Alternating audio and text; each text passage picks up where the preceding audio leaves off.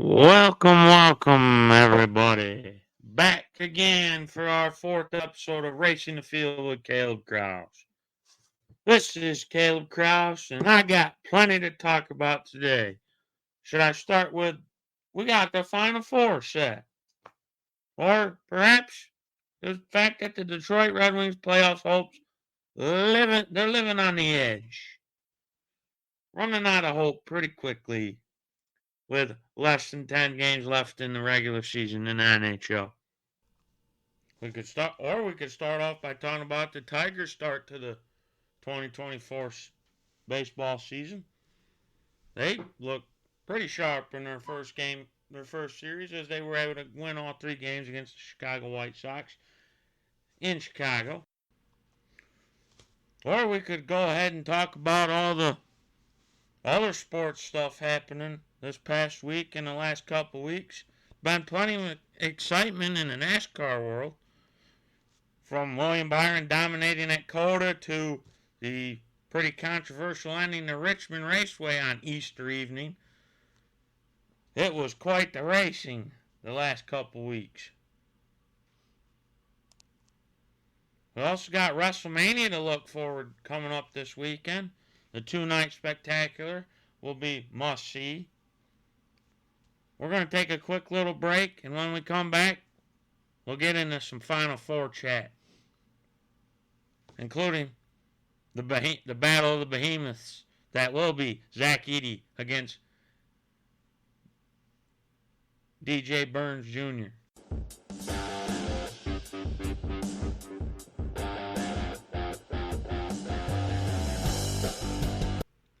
Alright, we're back from our little break.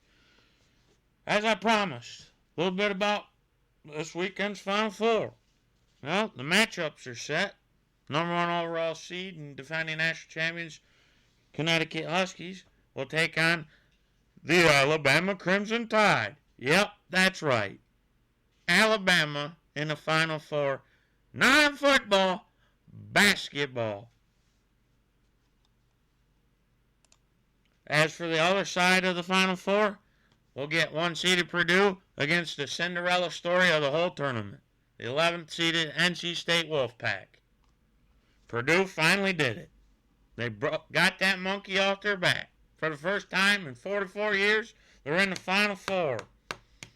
As for NC State, they'll try to win a national title for the first time since 1983 when Jimmy Valvano led the Wolfpack to the defeat of an unbeaten Houston Cougars team. Boy, this Zach Edey versus DJ Burns Jr. matchup's going to be fun. It's very comparable to a matchup that happened in the NBA several years ago. It might feel like we'll be watching Yao Ming versus Zach Randolph on Saturday night. If you like very large specimens of basketball players, this is the matchup for you. No, I won't hide it. I'm saddened by the fact that Purdue made the Final Four. Ruins a good punchline. But it is what it is. Zach Edey and the Boilermakers, they did it. They went from getting upset last year as a 1 seed by a 16 seed to reaching the Final Four. Can they win it all? Don't know. The Huskies at UConn look pretty stout. Then again, all four teams have the best chance of any. One thing's for sure, there'll probably be lots of free throw shot.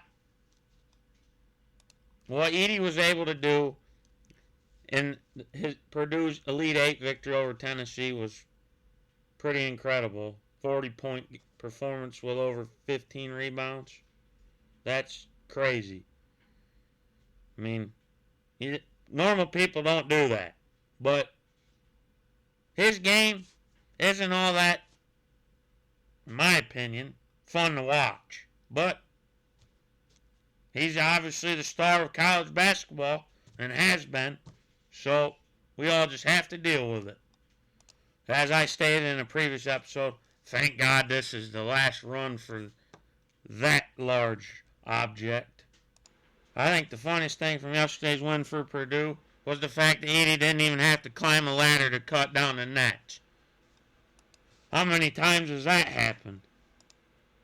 Looking towards our hometown Detroit Red Wings, well, they certainly haven't given themselves any favors. They're right in the thick of the playoff fight for them last wild card spots, but this past weekend's loss against the Florida Panthers in overtime kind of took a lot out of them. They got a big clash in Tampa Bay, but an L there all but seals the deal. Man, had a lot of hope this season. They were fun to watch, but man, it doesn't look like playoffs are ready for the Red Wings, or should I say the Red Wings are ready for the playoffs, rather. I know I'm being superstitious, but that jersey patch, that's really starting to feel like that was the thing that turned this team in the wrong direction.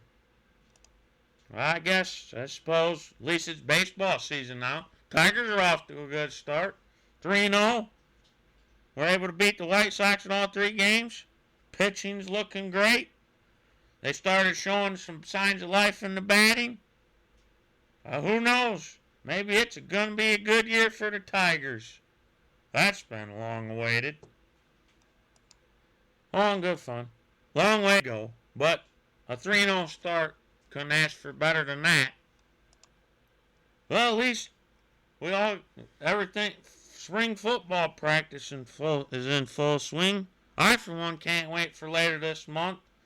The spring showcase up in Michigan State. Get a look at our new coaching staff and all our new players. Anything's better than 4-8.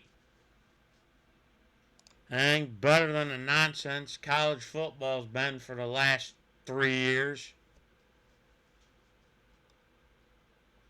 Thank God we don't got to hear about Jim Harbaugh's Michigan team no more.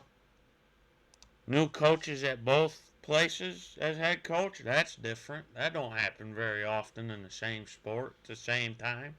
That'll be interesting when us 2 rivals face off this coming fall. All this talk's been fun. I'm going to take a little break, and this time when I come back, we're going to get into what I really want to talk about. The controversy at the end of the Richmond race this past weekend.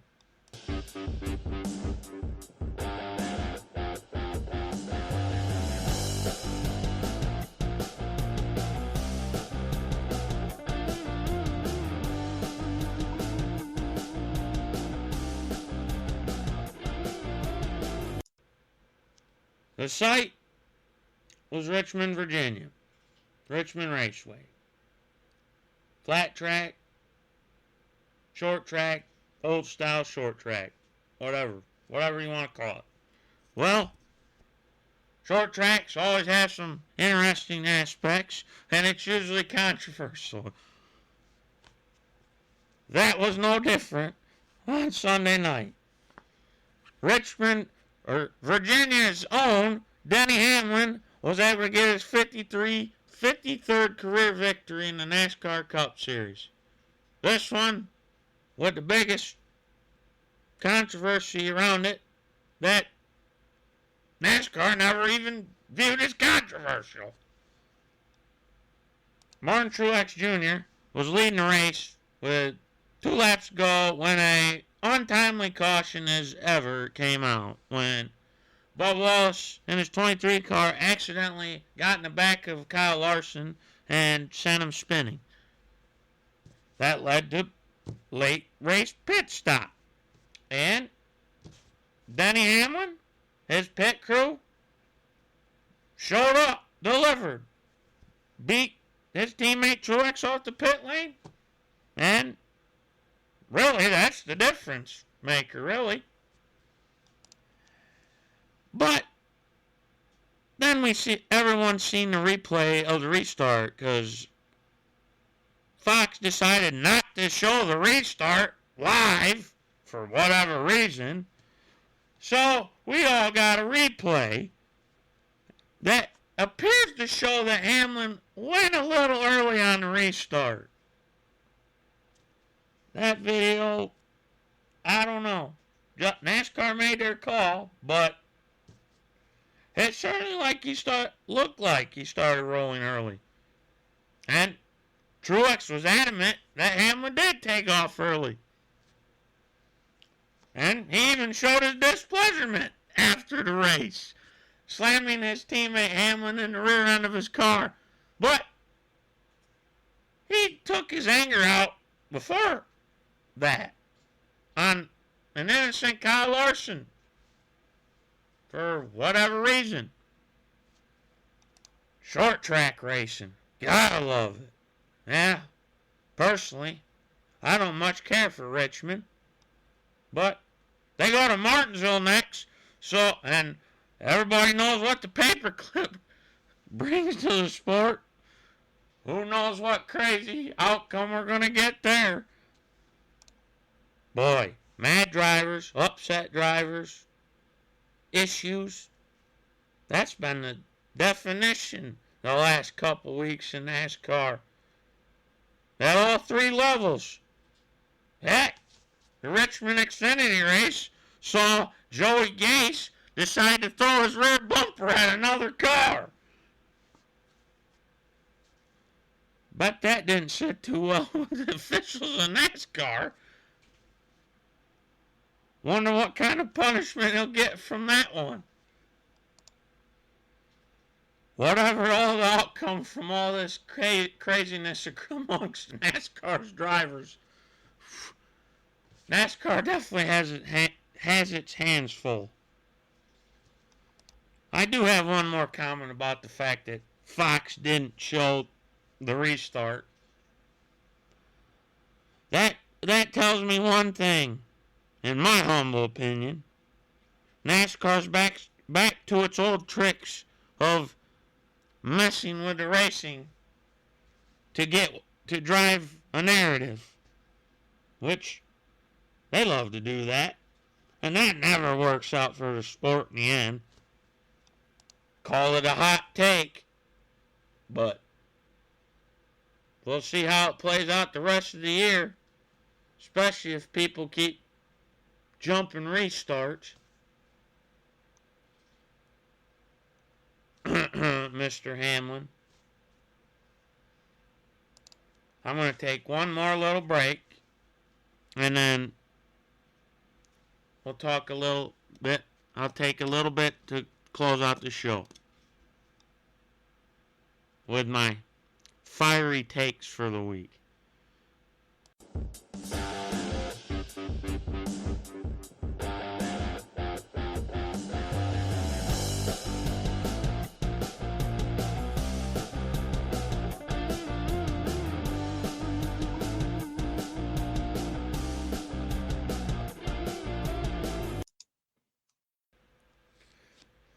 The last little bit I'm going to talk about today is this coming weekend's WrestleMania. 2 nights, all the wrestling action you need to see. But I got one big take for you on it. Cody Rhodes versus Roman Reigns. It's time for the Tribal Chief's reign to end. Please, please, for the love of God, let it end. Let Cody Rhodes win the world title. Please, just let him win it, man. There's no bigger star in the company right now. And what the heck is going on with the Judgment Day? Is Rhea Ripley all ready for Becky Lynch this weekend? What's going through the head of Seth Rollins as he and Cody Rhodes will face The Rock and Roman Reigns on Saturday night's edition of WrestleMania? Is Rollins ready for McIntyre? Will Rollins turn on Rhodes? A lot of things are going to be answered at WrestleMania. Well, that's pretty much all I got to say for this week's episode of the podcast. Hopefully, sometime here soon, I'll be able to have a good guest that a lot of you will like to hear from, because he's as passionate about sports as I am. That's a good old college buddy of mine, Jack Wainick. I like to get him on to have him chat with him about his passion for Michigan State athletics, the Los Angeles Lakers, and his love for pro wrestling. Maybe even get his takes on what happened at WrestleMania. Well, it's been fun. Thanks for listening in. Have a good evening. Bye.